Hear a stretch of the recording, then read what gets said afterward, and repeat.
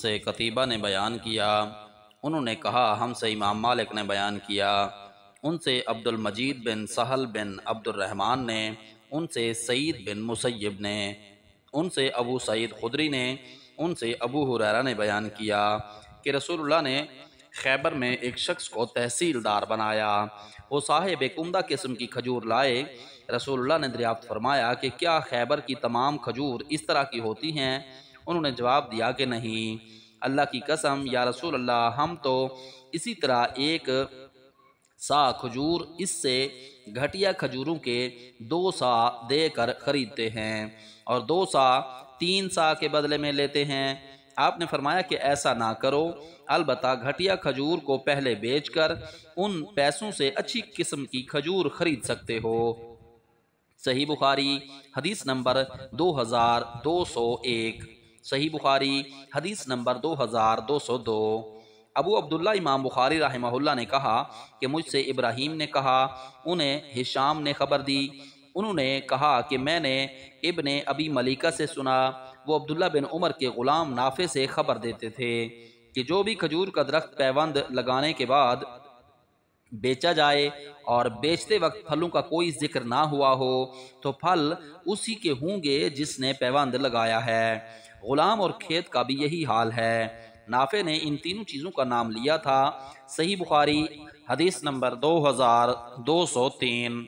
ہم سے عبداللہ بن یوسف نے بیان کیا، کہا کہ ہم کو امام مالک نے خبر دی، انہیں نافع نے، انہیں عبداللہ بن عمر نے، کہ رسول اللہ نے فرمایا اگر کسی نے کھجور کے ایسے درخت بیچے ہوں جن کو پیوندی کیا جا چکا تھا تو اس کا پھل بیچنے والے ہی کا رہتا ہے، البتہ اگر خریدنے والے نے شرط لگا دی ہو کہ پھل سمیت سودا ہو رہا ہے تو پھل بھی خریدار کی ملکیت میں آ جائیں گے۔ صحیح بخاری حدیث نمبر 2204۔ ہم سے قتیبہ نے بیان کیا، کہا کہ ہم سے لیث نے بیان کیا، ان سے نافع نے، ان سے عبداللہ بن عمر نے بیان کیا کہ نبی کریم نے مزابنہ سے منع فرمایا، یعنی باغ کے پھلوں کو اگر وہ کھجور ہیں تو ٹوٹی ہوئی کھجور کے بدلے میں ناپ کر بیچا جائے، اور اگر انگور ہیں تو اسے خشک انگور کے بدلے ناپ کر بیچا جائے، اور اگر وہ کھیتی ہے تو ناپ کر غلہ کے بدلے میں بیچا جائے۔ آپ صلی اللہ علیہ وسلم نے ان تمام قسموں کے لین دین سے منع فرمایا ہے۔ صحیح بخاری حدیث نمبر 2205۔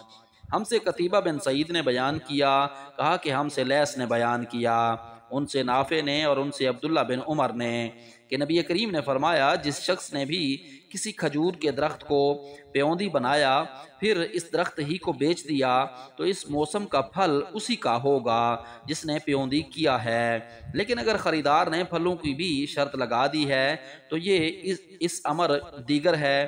صحیح بخاری حدیث نمبر 2206۔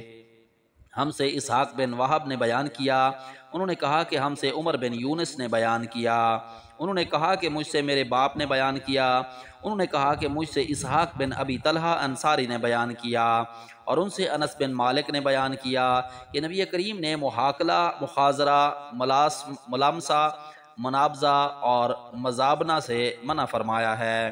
صحیح بخاری حدیث نمبر 2207۔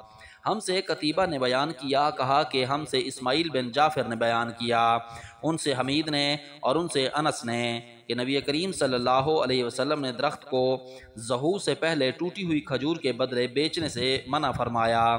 ہم نے پوچھا کہ ظہور کیا ہے؟ انہوں نے فرمایا کہ وہ پک کر سرخ ہو جائے یا زرد ہو جائے۔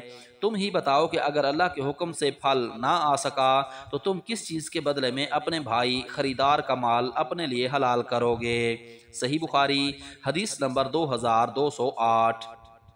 ہم سے ابو الولید ہشام بن عبد الملک سے بیان کیا، کہا کہ ہم سے ابو عوانہ نے بیان کیا، ان سے ابو بشر نے، ان سے مجاہد نے اور ان سے عبداللہ بن عمر نے، کہ میں رسول اللہ صلی اللہ علیہ وسلم کی خدمت میں حاضر تھا، آپ کھجور کا گابھا کھا رہے تھے، اس وقت آپ نے فرمایا کہ درختوں میں ایک درخت مرد مومن کی مثال ہے۔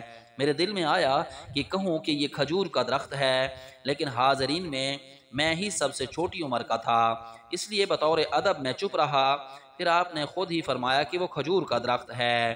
صحیح بخاری حدیث نمبر 2209۔ ہم سے عبداللہ بن یوسف نے بیان کیا، انہوں نے کہا کہ ہم کو امام مالک نے خبر دی، انہیں حمید طویل نے اور انہیں انس بن مالک نے، کہ رسول اللہ کو ابو طیبہ نے پچنا لگایا تو آپ نے انہیں 1 سا کھجور مزدوری میں دینے کا حکم فرمایا اور اس کے مالک سے فرمایا کہ وہ اس کے خراج میں کچھ کمی کر دیں۔